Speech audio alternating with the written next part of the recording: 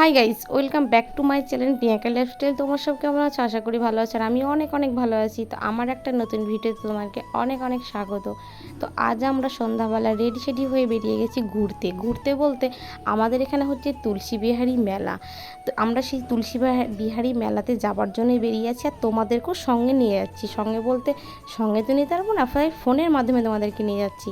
তো ফাইনালি আমরা চলে এসেছি মেলার ভেতরে। তো এই মেলার ভিতরে এসে সোনুর ফার্স্ট বায়না খেলনা দেখা।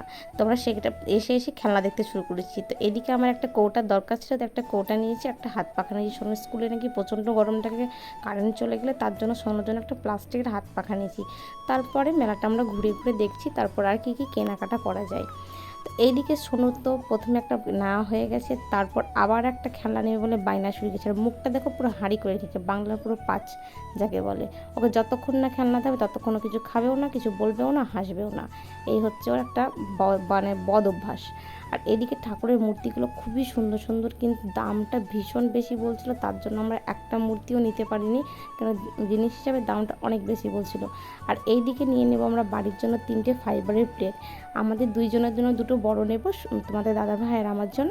আর সোনুর বাবু একটা ছোট, সোনু যেহেতু ছোটো ওর জন্য একটা ছোটো প্লাস্টিকের থালাগুলোই নেব, প্লাস্টিক তো নয় ফাইবারের। তো চলো এগুলো আগে নিয়ে নিই।